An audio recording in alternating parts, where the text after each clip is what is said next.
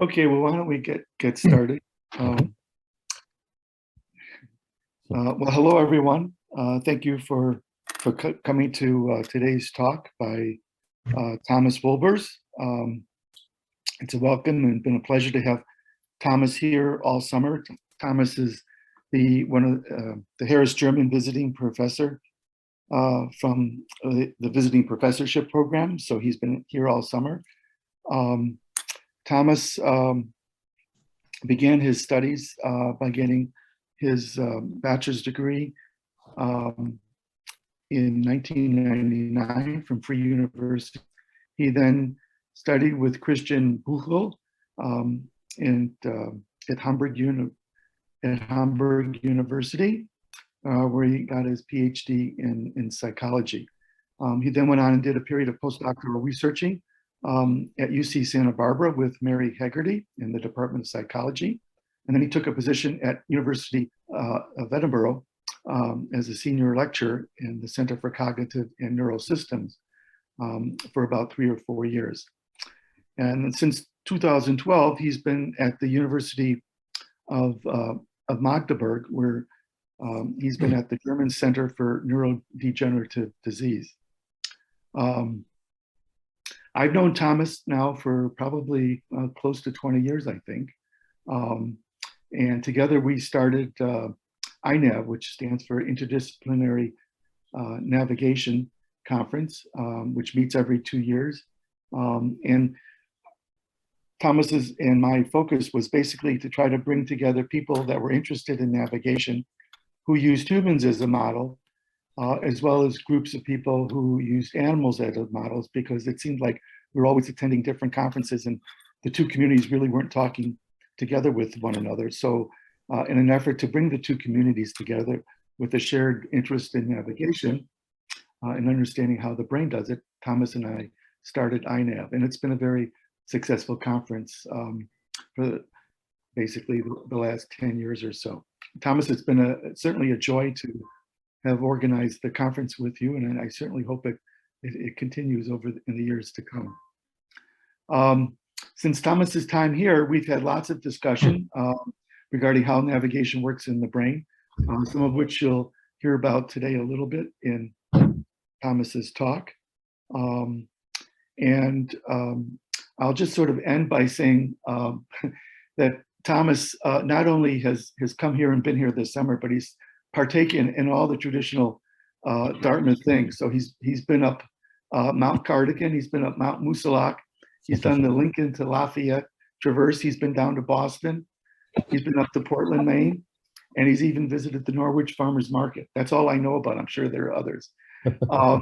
Thomas is going to be around until the end of August. So if you haven't had the opportunity to meet Thomas or talk with him, feel free to give him an email. I think he's in room 305 in Moore Hall.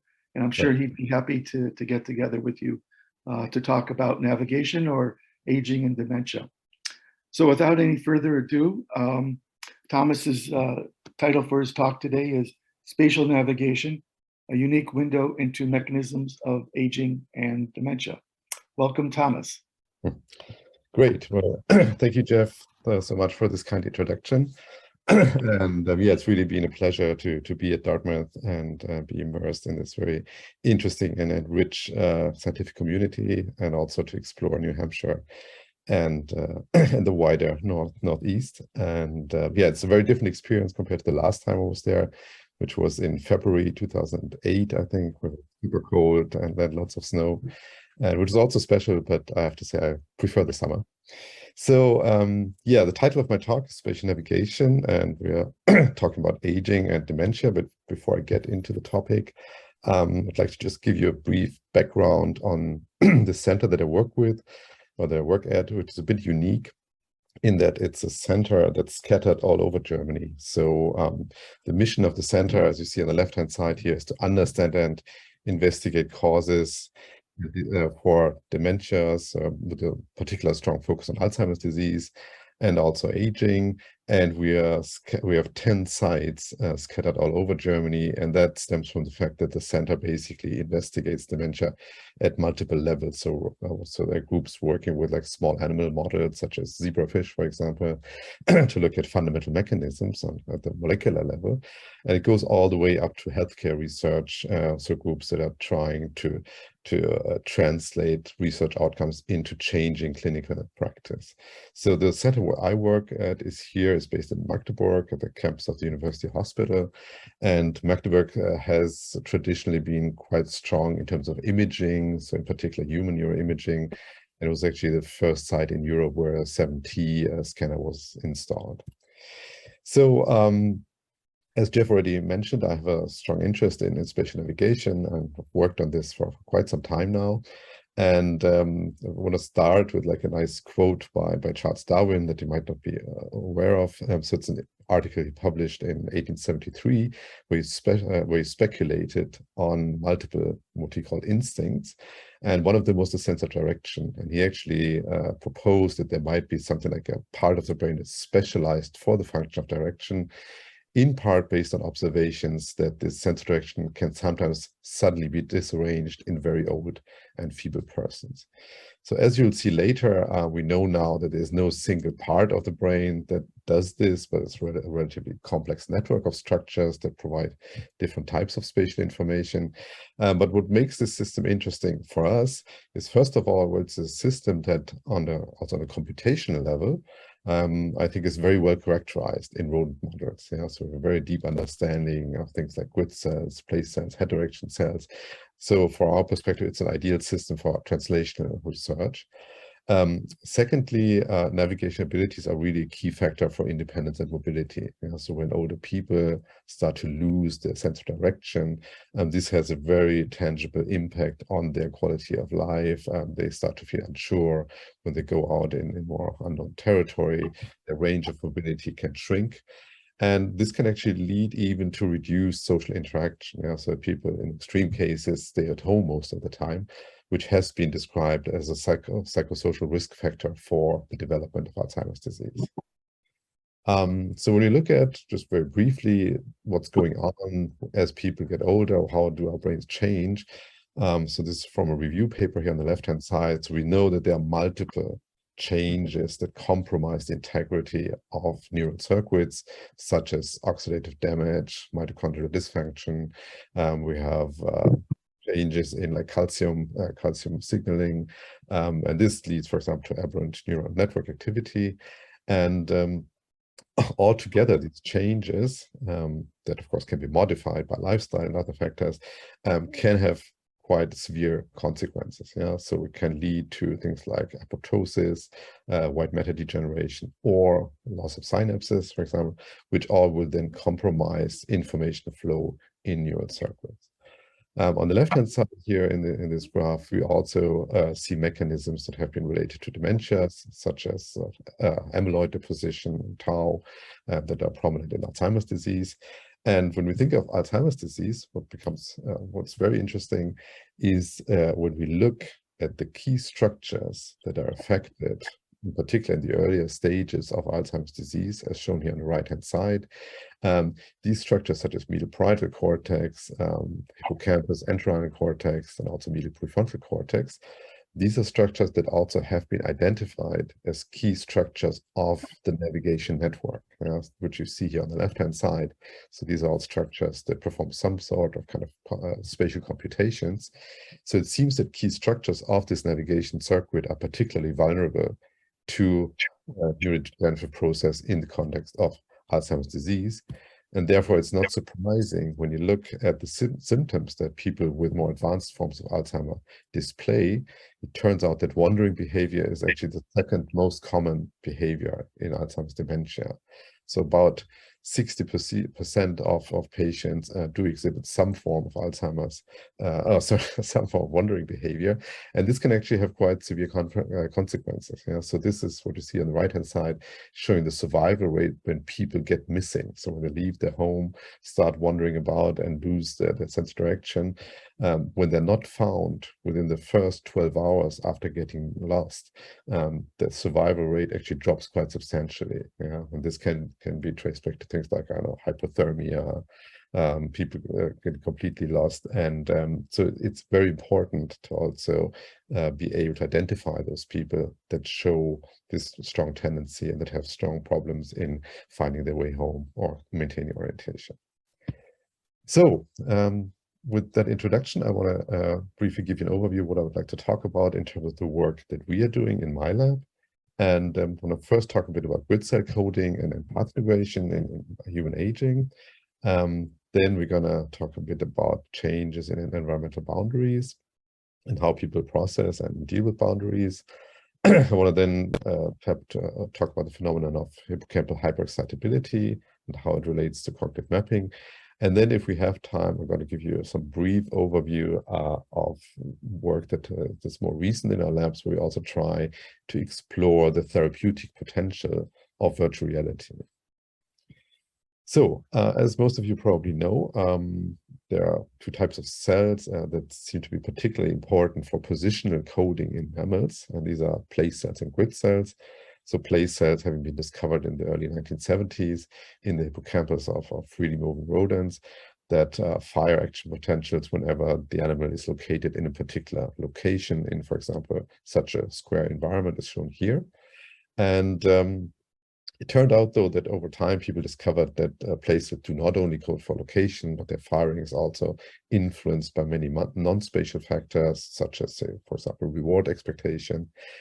So at some point, people thought, okay, well, maybe this kind of spatial signal that at the level of the hippocampus is combined with other non-spatial cues already originates earlier in the processing stream. So people like the Moses in Norway started to look one synapse upstream from the hippocampus, and more precisely in medial entorhinal cortex, and they identified cells that they termed grid cells, which show a similar thing, that they fire at particular locations in an environment, but not one, but actually multiple locations, but they exhibit this very regular firing pattern, which looks like a grid-like structure.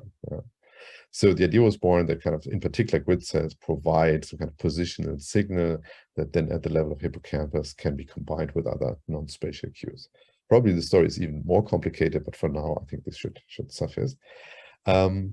So we were interested, given what I talked about before, this kind of neuropathological changes that are going on in the aging brain, whether aging affects the integrity of this grid cell-like signals. So a former PhD student of mine, Matthias Stangl, who's now a postdoc at UCLA, he developed a task where subjects would, during fMRI scanning, would be navigating in a 2D virtual environment that you see here on the left-hand side. And they had to learn, first of all, locations of objects. Yeah? So you see here football, so they would navigate to the location of football, and there would be another object like maybe a chair. And so they do this until they can retrieve knowledge of those positions very well. And basically what happens is that during scanning, we would then just show them a small icon, like here's the football, and now now move to the remembered location of this football. We then, in addition, did high-resolution structural imaging to be able to identify or segment entorhinal cortex on structural T2-weighted images. And we then used an approach that had been introduced by Neil Burgess and colleagues at UCL, where basically the idea is that, okay, in order to see such a grid cell-like signal, we want to exploit the fact that the orientation of grid cells that are co-localized in space also seems to be similar. Because remember, we do fMRI, so we have very coarse spatial resolution, cannot image single cells. But the idea was, well, if this is true, if like neighboring grid cells share similar orientation, then maybe if the direction of movement through this virtual space is aligned with one of the axes of the grid, we should observe a stronger signal compared to when the direction of movement is misaligned. So when the subject, for example, would move here in between of those axes. Yeah. So what we're looking for is kind of a sinusoidal signal that changes as a function of running direction in steps of 60 degrees. Yeah. So every 60 degrees, we should see a stronger signal compared to when the direction is misaligned. So we did this, and here you see a demarcation of bilateral entorhinal cortex in a single subject.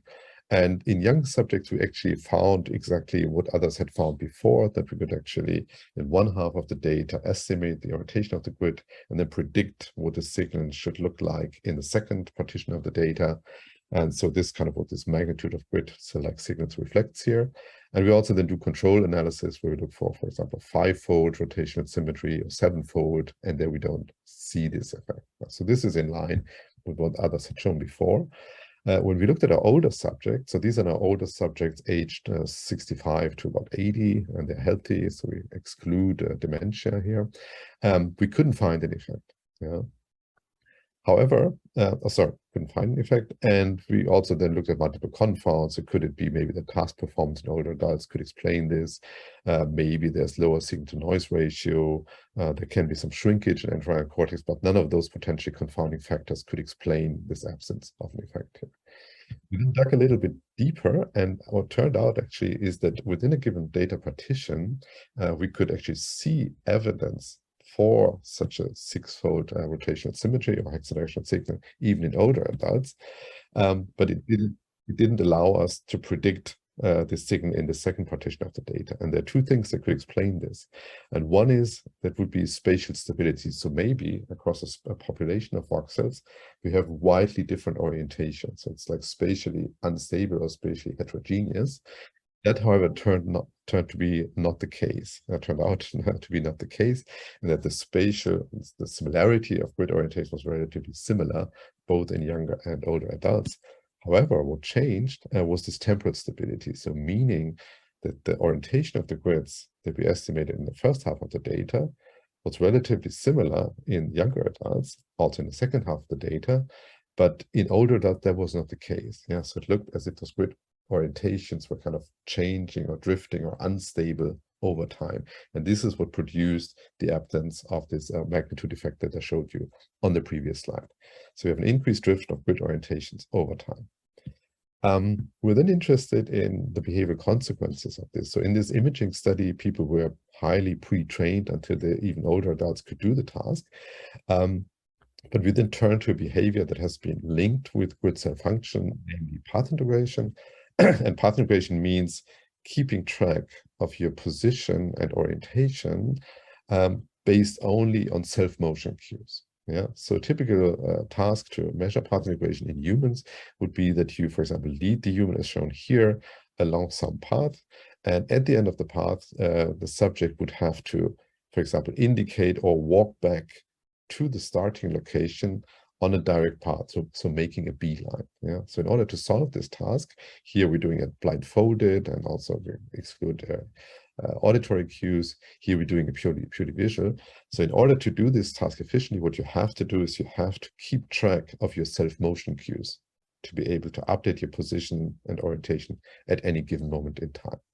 So we brought the subjects back, tested them in a body-based condition, whether, as I said, blindfolded and exclude auditory cues, or in a visual-only condition, where they see an optic flow field, as you can see down here, but they remain stationary on a chair. And we found like I would say, medium-sized correlation between their performance on this path integration task and the strength of this grid cell-like signal, meaning that those older adults who showed a relatively good or relatively strong grid cell-like signal also performed better on the path integration task, whereas those who showed very unstable grids also performed much poorer on this path integration task.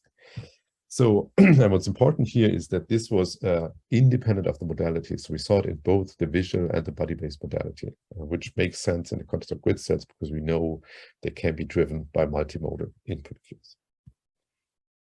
Okay, so far so good. However, when you think of this more deeply, path integration is still, even though it's a simple test, it's still a complex behavior and involves multiple processing steps.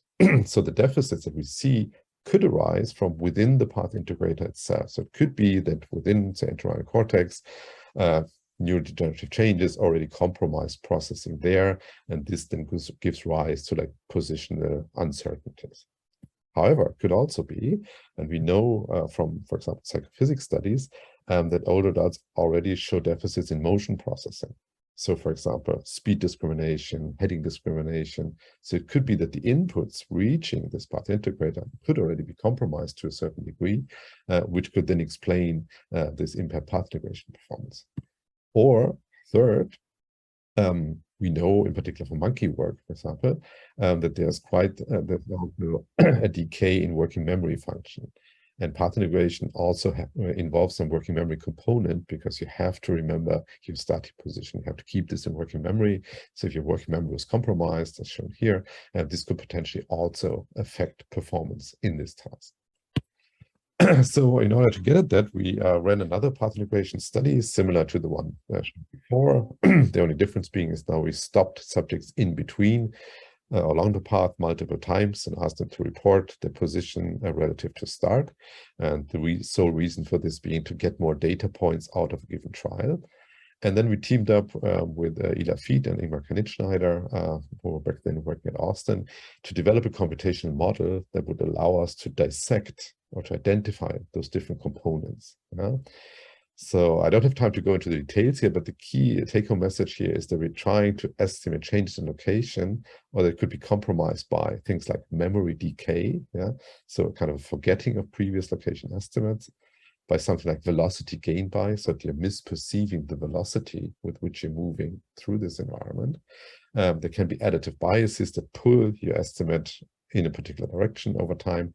And also very important, there could be something like internal noise. So as you walk along the path, that your uncertainty might increase, that the noise in your positional representation might increase. And we also added two components of reporting noise here. The idea being that, okay, you might have an accurate estimate of your position, but you also need to somehow translate it into a motor output to make your turning response, for example. So this could also be compromised. So we fitted this model to the data. You see on the left-hand side, overall, the behavior of young adults shown in blue and older adults shown in orange. And across those 4 stopping points, not surprisingly, people make more error. And also we already see a main effect of age in that older adults perform worse than younger adults, which is basically replicates what we had shown before. The important part here, I think, is this middle plot, where we try to estimate the relative influence of each of those components in the computation model on the final behavioral output. And it turned out that across groups, so this was very similar for older and younger adults, that things like memory decay, for example, or this additive bias played very little role. So it had very minor influence.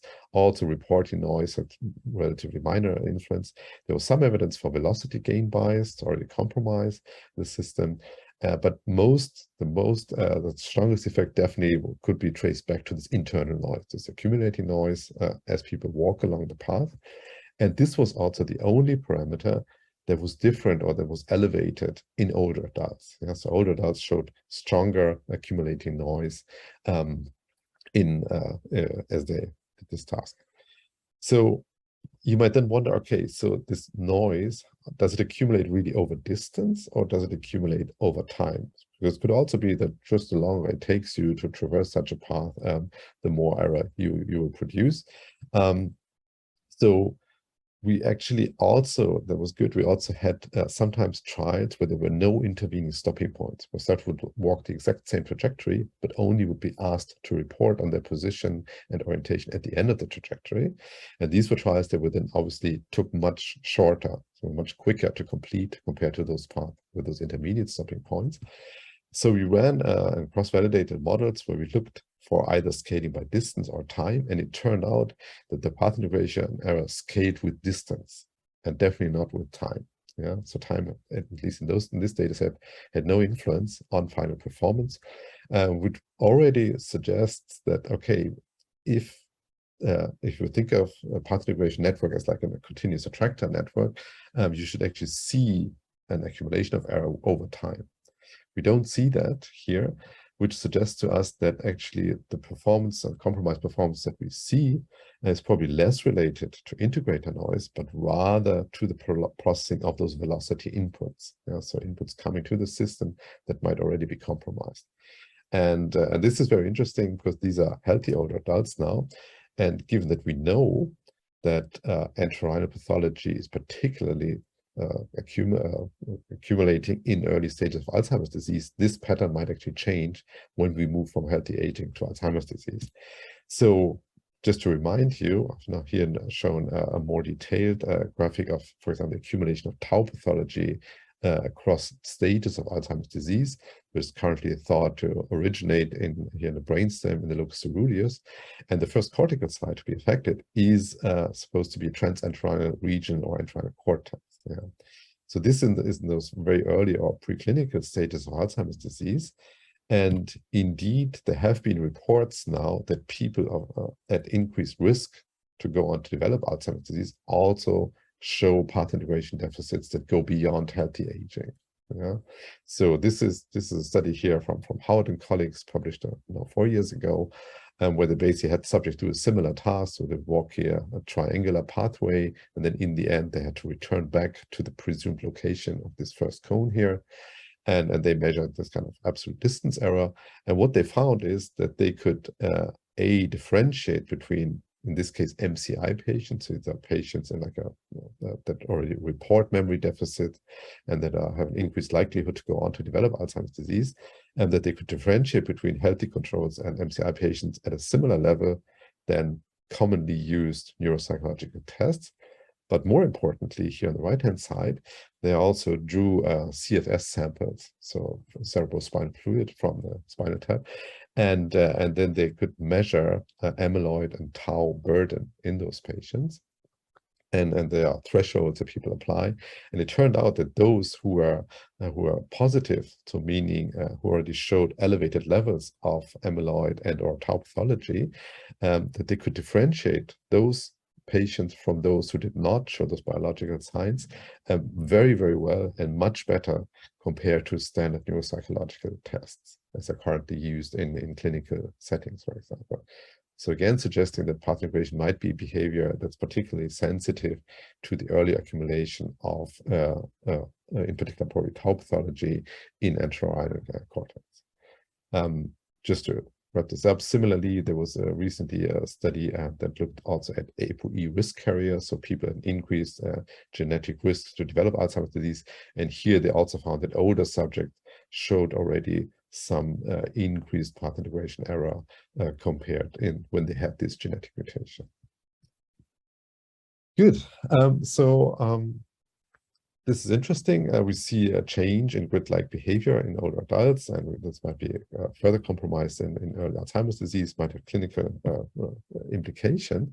But when we think about how we navigate in our everyday environments, well, obviously, we're not only using self-motion cues to maintain orientation, but as humans in particular, but of course also many other mammals, we also derive a lot of spatial information from static environmental cues, buildings, walls, streets, whatever. Yeah. So and one cue type that has been that's currently thought to also help correct drift in the grid system are boundaries, environmental boundaries. So the idea being that as you walk along, for example, and maybe you only measure self-motion cues and you see an error accumulates, if you then make contact with a boundary or see a boundary, you can use this information to correct this drift and recalibrate or correct the error in your grid set system.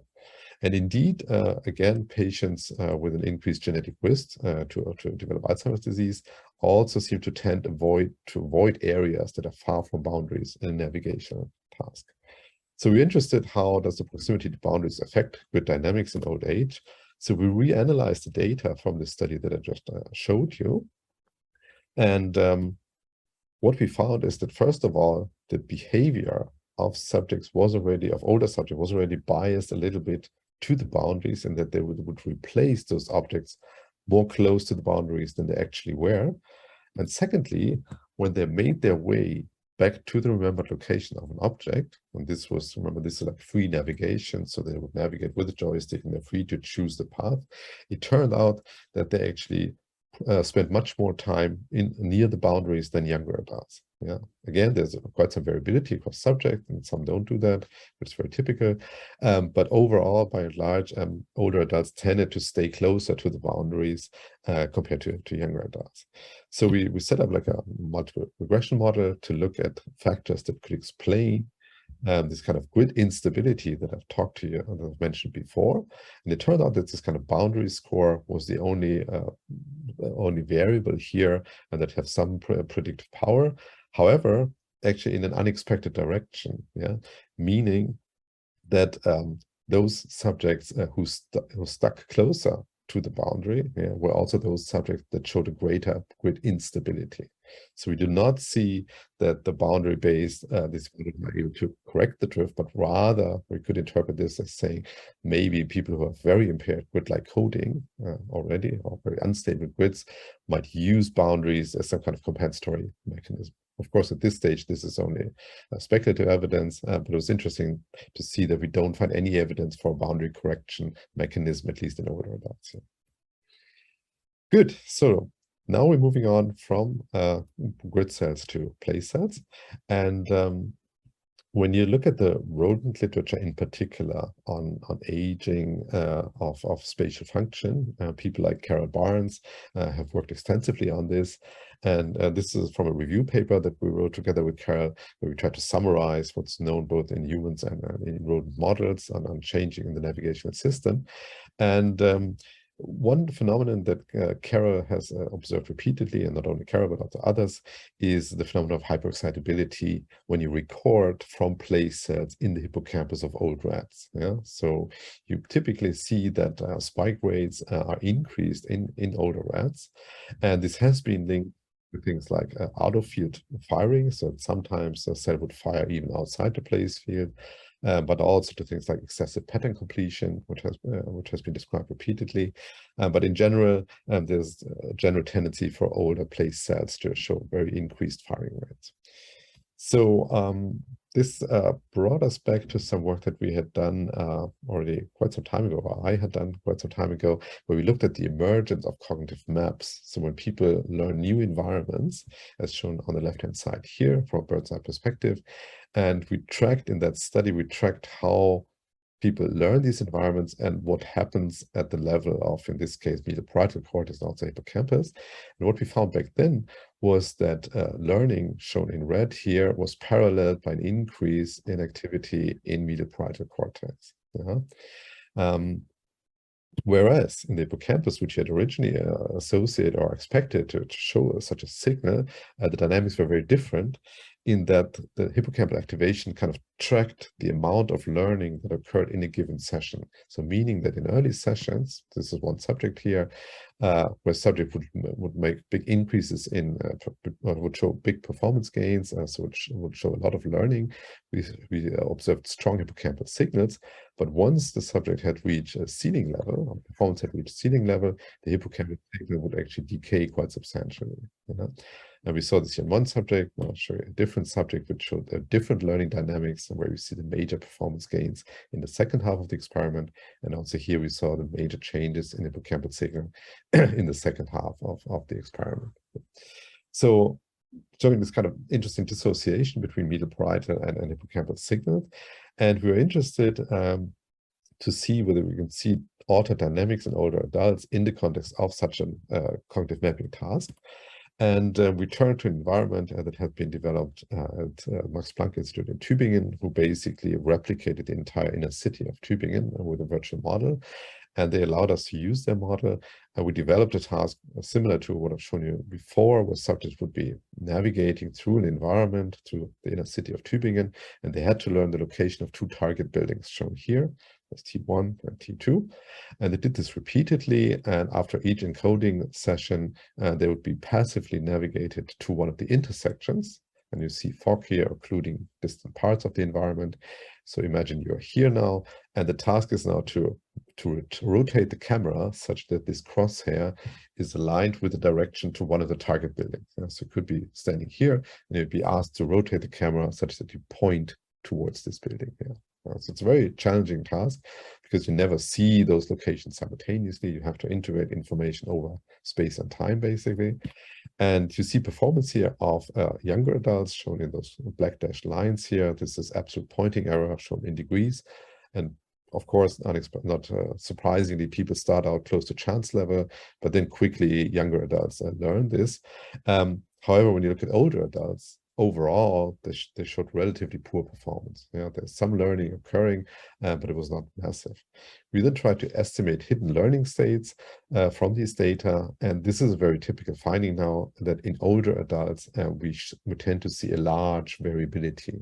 So meaning that there are some older adults who are actually able to reach performance levels similar to younger adults, but there are also some who basically are completely lost even after 8 sessions of learning.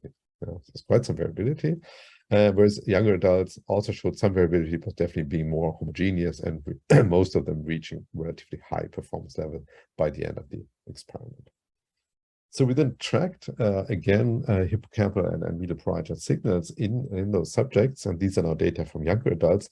And we saw a similar thing than what we had seen before, that in those initial stages of learning, where a lot of knowledge about the environment was being acquired, we saw strong hippocampal signals, but this signal got weaker and weaker over time. So as learning progressed, as people developed an understanding of the spatial layout, we see a decay of hippocampal signals, whereas the opposite effect was observed in medial parietal cortex, where initially the signal was very weak, but then as learning progressed, the signal became much stronger. They were kind of mimicking behavioral performance. When we looked at older adults, however, the picture was very different, in that we saw no change in hippocampal, no significant change in hippocampal recruitment over time. And this is also interesting from the perspective of, in the literature, at least in the human neuroimaging literature, you find evidence for both hyper and hypoactivation in the aged hippocampus, for example. And our data here, of course, show that, well, this, at least in the context of learning, also depends heavily on what time points you're measuring. If you're imaging in like early stages of learning, you might actually still see less activation in hippocampal signals, but if you look at later stages of learning, you would come to the conclusion that there's strong hyperactivity. So it also might depend a lot on the learning stage here. We then dug a little bit deeper in this, in particular the hippocampal dynamics. So we turned to a method called dynamic causal modeling, which is basically kind of a biophysical model that tries to estimate hidden states. And we basically set up a very simple model that included medial parietal cortex and the hippocampus, sort of like bidirectional connections, would have kind of this navigation stimulation as like input to the system. And then we used individual learning curves as kind of modulators for those bidirectional connections. Important to note here is that this model also typically involves inhibitory self-connections to avoid kind of things like runaway excitation. So we did this, fitted this model, and it turned out that we observed an interaction with performance in older adults, but only for this parameter here. So only for this inhibitory self-connection in the hippocampus, where overall this parameter was weaker, suggesting that there was less inhibition in the hippocampus, but also that there was an interaction with performance, meaning that those older adults who were particularly impaired, with particular problems to learn this environment, showed the weakest inhibition in hippocampal signals. So this is interesting because this reduced inhibition in rodents has been, as I mentioned earlier, has been linked to a pattern completion bias in rats. So you might be aware of the phenomenon of pattern separation or remapping in rodents, like when you put a rodent in, say, some environment, some familiar environment, you record from place cells. Say there would be one cell here that doesn't fire in this environment, another cell that fires in the southeast corner, and then you take it out, you bring it into a novel environment where, for example, you change the geometry. What you observe is that the place field here in this cell, there's a new place field emerging, and here the place field changes its location. And when you bring the animal back to the original environment, you see the original pattern of a spike of place fields re-emerging. So this is a mechanism thought to allow the animal to differentiate between different environments. When you look at aged rats, it turns out that this ability to pattern separate is compromised, meaning that place cells tend to fire in similar locations irrespective of the environment they're in, at least for 2 environment situations as shown here. So this has been termed like a pattern completion bias, and this has, as I said before, been linked also to reduced inhibitory signaling. So we thought about developing a task that would allow us to look at pattern completion bias in older adults. And we actually moved away from navigation and did this with a very simple image recognition task. And what happened is that there was a learning period where subjects have to learn images, just the ones here on the left-hand side, of like indoor scenes. So you see a kitchen scene here. There would be there would be a dining room scene. There would be a bedroom scene and others. So they learned this through criterion. And they had to simply then identify. So we'd show them scenes again, and then they'd say, okay, this is the kitchen, this is the library, very easy. And then at retrieval, we gave them a very challenging retrieval task where we showed them those images, but not only the full-scale versions, but we then gradually masked out parts of the image until here at like 5% visibility, it's super hard to work out which scene this is.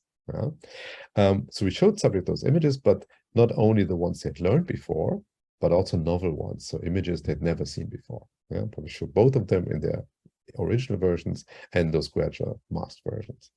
So what you see here is the kind of it's a pattern completion bias, in this case quantified as the difference in performance, for familiar stimuli and novel stimuli across those 5 masking levels, from 100% here on the left-hand side to 5% on the right-hand side. And you see that in younger adults, we don't see much of a difference between familiar and novel stimuli. A little bit here for this very extreme, hard case of 5%, but for most of the masking, we don't see much of a difference. This is very different, however, for older adults who, at least in particular for these intermediate patterns here, intermediate masking levels, showed a striking bias to say whenever they would see a novel stimulus, so a scene they'd never seen before, to say, no, I've seen this before. This is the kitchen. This is the dining room. This is the library. So whenever there was kind of partial information present, they would show a tendency to erroneously recognize these images as something they'd seen before. So now you might say, okay, maybe this is just like an overall tendency of older adults. I always say, yes, I've seen this before. So some kind of random behavior. So we then looked at more precisely at how they responded to a particular stimulus. So here's a new stimulus office, so an image, a scene that they had never seen before, and this is the distribution of responses. And it turned out that for this particular stimulus office, they by and large chose one particular familiar stimulus, in this case, a library. So whenever they saw the office, they would always say, this is the library. Seen this before. This was across subjects. And here we have another one, classroom, where they would say overwhelmingly, no, this is the dining room. So they kind of had a tendency to erroneously retrieve one of the familiar stimuli here.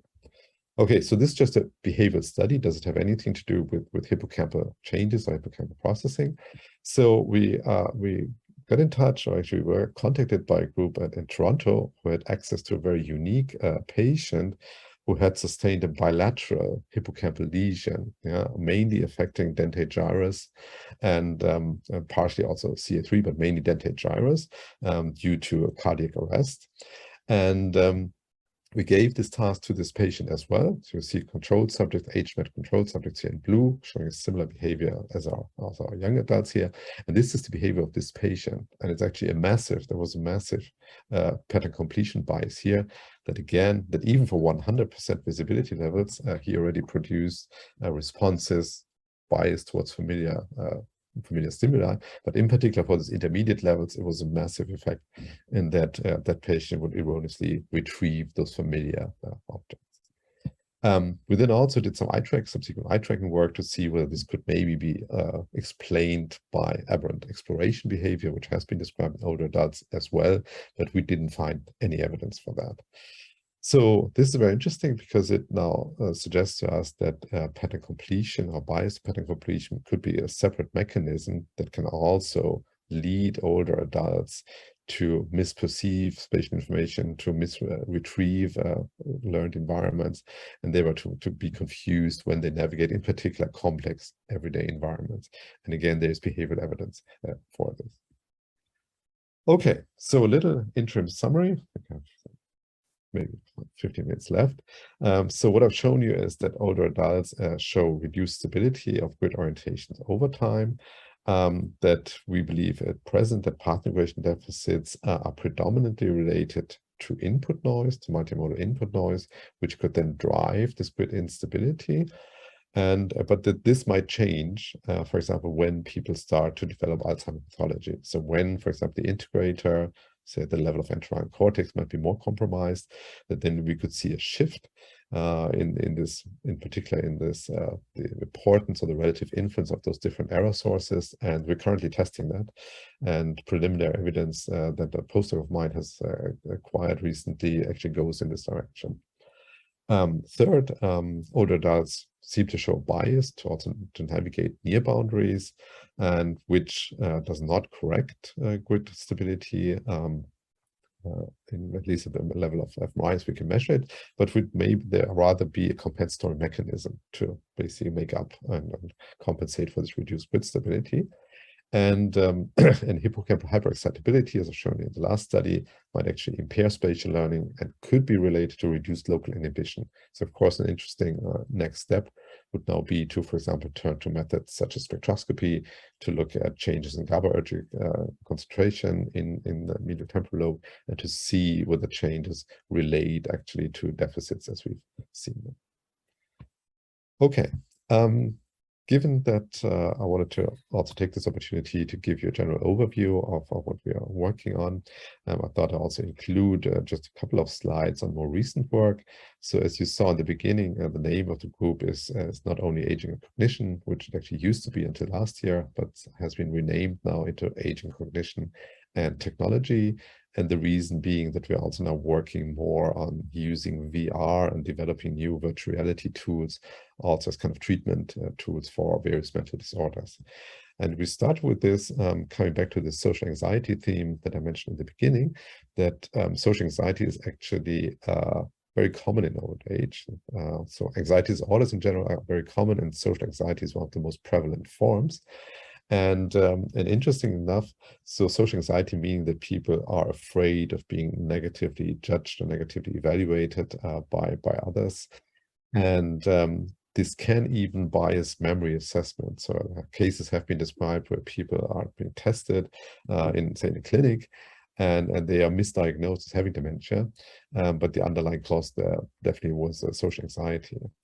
And it is in general difficult to treat and assess in clinical settings. And the main reason for this is that when clinicians want to treat it or assess it, they need to recreate social situations. Yeah? So would say, for example, if you want to create a situation where you speak in front of an audience, maybe, they would have to somehow get together a group of people, maybe some, I don't know, nurses, some secretaries, some doctors, what have you, who would then pretend to be an audience, and then the patient would have to talk in front of them, which obviously logistically is very challenging, which is also very difficult to standardize, leading to the situation that many patients wait very long until they get some treatment at all. In Germany, I know that the average waiting time is up to 12 months. And if they finally, for example, get a place in a clinic, then often this exposure is not done in reality, or maybe just once or twice. And most of the exposure training, is done in imagination, where the patient would have to imagine being confronted with such a situation, which is just not as effective as real life exposure.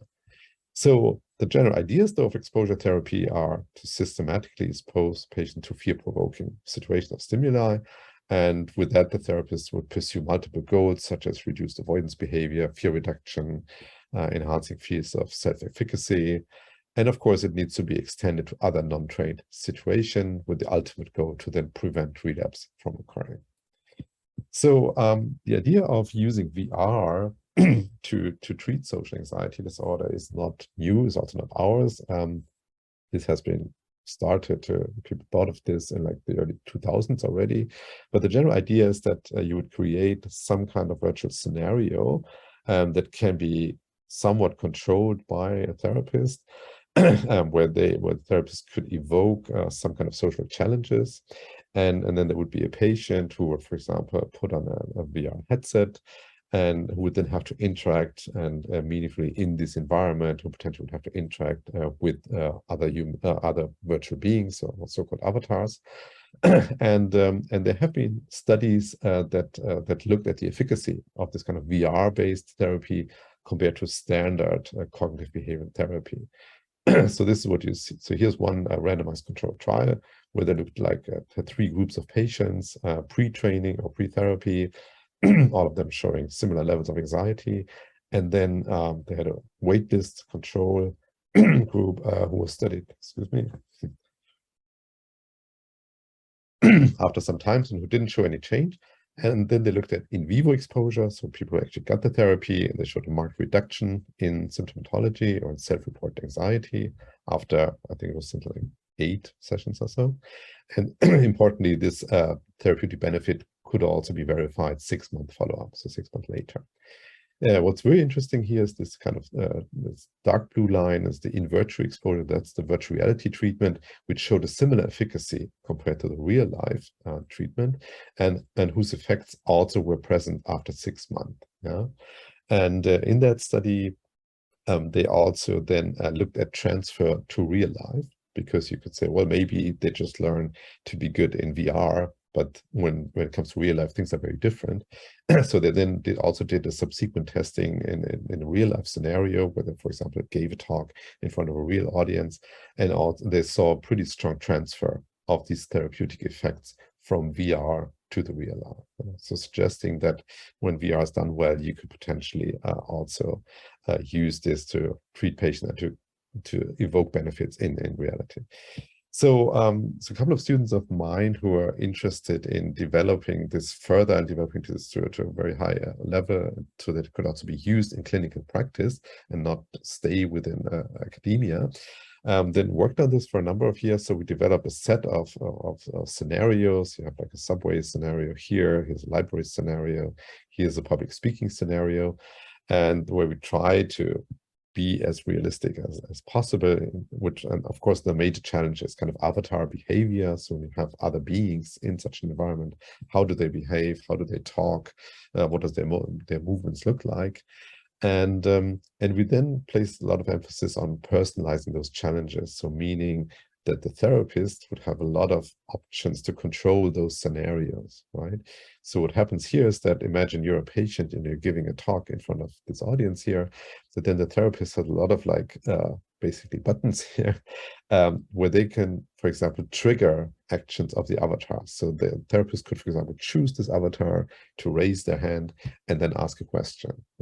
And this could be done in multiple emotional connotations. So meaning it could be more positive or reinforcing, it could be neutral, or the avatar can also be more challenging. The therapist also has the option to, for example, modify the focus of the avatar. So with all of them basically look down, maybe look down on their, I don't know, their cell phone or their laptop, whatever they have there, as opposed to most of them kind of focusing and looking straight at you to kind of gradually change the level of attention that you get. And finally, we also included physiological indices. So we are including like eye tracking, but also electrodermal activity and heart rate monitoring as some kind of peripheral stress indicators, which in the literature have been shown to be quite sensitive. So here's just some very preliminary data that a group in Helsinki has recently recorded from this public speaking scenario. And the way it works is that you're kind of first in a hallway, and your task is kind of to go towards a door and open a door where this audience would await you, and you have to then go inside and start to give a talk. So this is here electrodermal activity recorded in a group of patients, and this is the activity at baseline, so when they're still in the hallway. And this red line marks the time point when they open the door. And when you open the door, those avatars all turn towards you and look at you. Yeah? And you see a pretty quick rise in basically sweating the fingers, and that EDA goes up, and it basically stays at those elevated levels for the entire time period when the subject is giving this presentation. And then when at the end they're asked to leave the room again, close the door, and then gradually you see a return of the EDA signal back to baseline. So similar things here in terms of heart rate or heart rate variability. These are patients with relatively mild symptomatology. When you deal with more severe cases, what we have observed is that this increase for EDA is much more pronounced even. And what's interesting is that we now that this software, this has now led to the foundation, to the founding of a startup company that my students are now leading. And the software is now being deployed, or has been deployed already, to a bunch of clinics in Germany. And it seems the feedback that we're getting is really very positive. And that the therapists really tell us that this kind of gives them tools. It's not meant to replace a therapist, but rather give them tools to allow much more efficient, both time efficient, but also the therapeutic efficacy training sessions, and to standardize it much more, to get a much better idea of where a patient is at any given moment in time and what challenge is appropriate for the patient. So we have as a next step in this line of work, we're now working on substance abuse disorder, and this is my final slide. I just want to give you an impression of the kind of the level of realism that we're trying to achieve with this, to make sure that people are maximally immersed in those environments. So we have been teamed up with Charité in Berlin, was like a large university hospital, and they are very interested in substance abuse disorders, and more specifically in alcoholism. And so the idea is now to develop scenarios that induce craving responses, because craving, like, this strong urge to consume alcohol whenever you see an alcoholic beverage, which produce both physiological but also psychological symptoms, is something that can be treated relatively well in clinical settings, where, for example, the subject would be in a therapist's office, or a patient would be in a therapist's office, and would then be confronted with a drink, and they'd have to actively push it away and try to restructure their cognition, for example. But once patients are released to real life, the relapse rates are very high, sometimes up to 70 or 80%.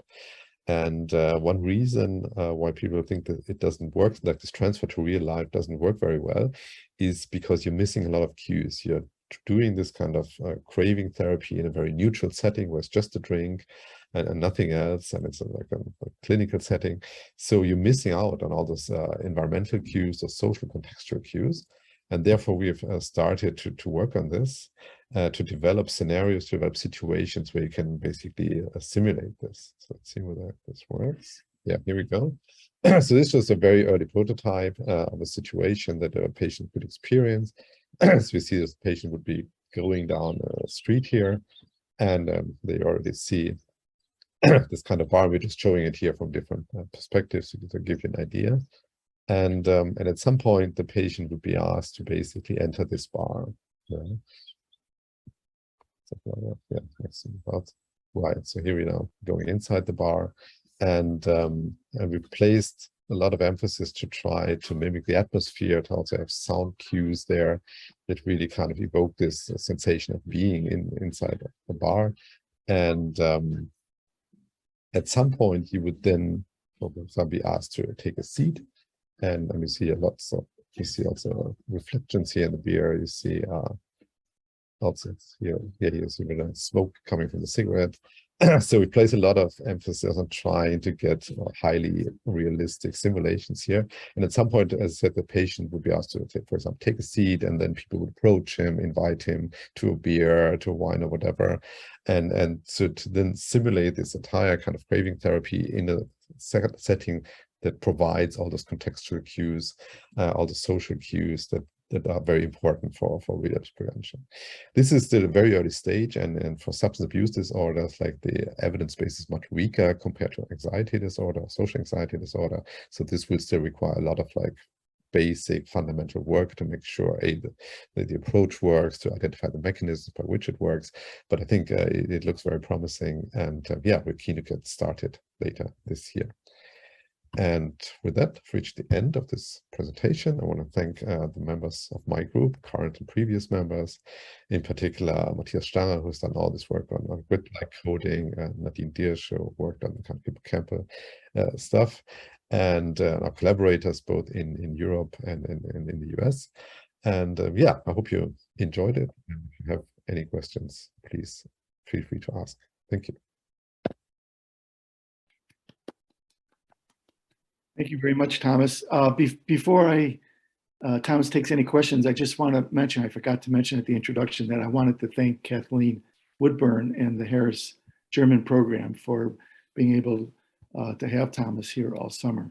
So thank you very much, Kathleen and the Harris program. All right, with that, But feel maybe I free can also to. take the opportunity to thank them as well. They've been wonderful, and they've done, they've supported me through every administrative step that I had to go through. So it's really a great program, and yeah, really enjoy being here. Without them, it wouldn't have been possible. And they tell me the Harris program is also now becoming bidirectional, meaning there could also be an opportunity for Dartmouth academics to spend some time in Germany, just to let you know. So with that, I'm sure Thomas would be happy to take any questions you might have. Just jump in or raise your hand.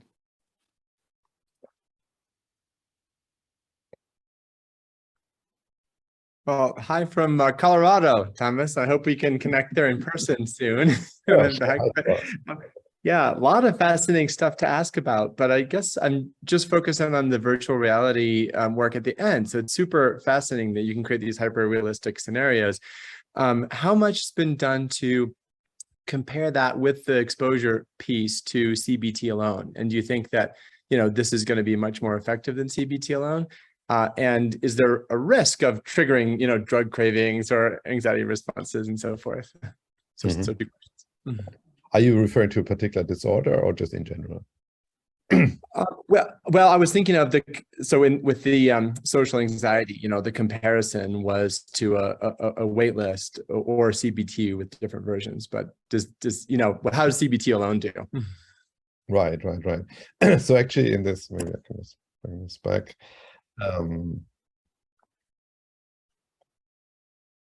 So compared to CBT alone, I think the evidence is relatively similar, at least for anxiety. I mean, as I said, most of the work has been on anxiety disorders. It's much weaker in for other disorders. And for CBT alone, there's some evidence that VR might actually even outperform CBT alone. But that depends a lot on the interactivity. So a big component of this whole thing is like, okay, how interactive do you make this? And there are various degrees of interactivity, ranging from, okay, the audience just maybe nods or doesn't even talk, as opposed to talking to you. And then we, for example, place great emphasis also on these emotional connotations. And that actually is very interesting, proved to be super difficult. So these are kind of pre-recorded dialogues here. They're kind of more generic. So, an avatar would ask a question, and initially the students would record them trying to be more positive, trying to be more neutral, trying to be more challenging. And it proved to be it didn't work at all, because you listen to the recordings later on and you could tell there was someone trying to be very aggressive. It's just like it was not convincing at all. So we basically ended up renting a studio in Berlin and hiring some actors who recorded those dialogues for us with emotional content. And that was really a game changer. It really kind of raised it to a very different level. So therefore, it's difficult to say overall CBT is worse or weaker than VR. It depends on how you set up VR. But I would say the more advanced versions of VR, where people put a lot of emphasis in, particularly in interactivity, are probably able to outperform CBT. What I should also say is that here we also put a lot of emphasis into like hyper-realistic, or making the avatars look very realistic, making movements, making soundscapes very realistic. It could be that not all of this is necessary. So there's some earlier work also where they use avatars that look more cartoonish, and even that already produced quite some symptoms. Yeah.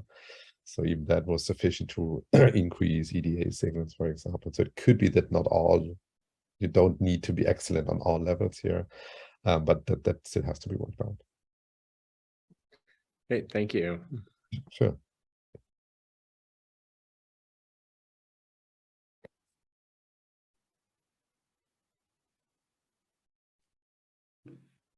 I'll jump in and ask a question. So you showed that slide where you had, like with aging and performance, that there was decreased hippocampal involvement over time with an increase over parietal. And I was just wondering whether you saw the same, like if you in the older patients, did you differentiate spatial abilities and then look to see if that at all correlated with that pattern? I mean, like people that maybe who were good spatial learners, maybe you didn't see that pattern. Did you at all differentiate? Yeah. I didn't show that, but that was indeed the case. Yeah. So it was not a big population, but there was definitely a subgroup of older adults whose performance in the end was similar to younger adults. So were able to learn this. And they actually did show some modulation of hippocampal signal, and that also the hippocampal signal decayed over time as learning progressed. Right. You might be aware of this work on like this. There's a lot of work on so-called super agers now. So people who are aged 80 plus, whose performance in episodic memory task is similar to people in their 40s and 50s. So, and there's longitudinal work has shown that they don't even seem to show any decay of episodic memory functioning over time as they reach their 80s. And it could be that some of those people we're looking at here would fall into this category. So it would be super interesting to look at parallels of like preserved episodic memory versus preserved like spatial memories as we measure them here. So these are also next steps we're planning to take. But definitely, yes, there is a category, there's a subgroup of older adults who show similar dynamics of the hippocampal signal, which is then paralleled by also learning benefits. And is the idea that the hippocampus is used for the initial learning and encoding, and then once it's learned, you don't need the hippocampus anymore? So is that why you see the decreased hippocampal activity? That's what these data that's the view. Yeah. Okay. Yeah. I should also say that at least in younger adults, we're not the only ones to have observed this. So there are a number of groups, both in the spatial but also non-spatial domains, who have observed similar trajectories of hippocampal signal over time. So it seems to be something that is common not only for spatial learning.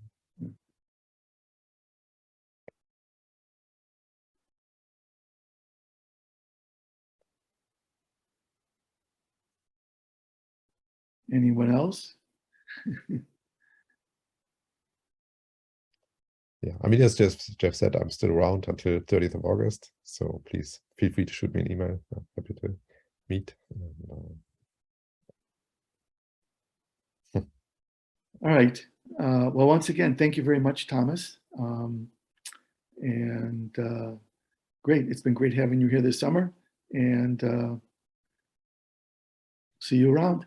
Yeah, perfect. Well, thanks so much for giving me. Thanks, Thomas. Thank Good to you. see you again before you go. Okay, see you soon. Bye-bye.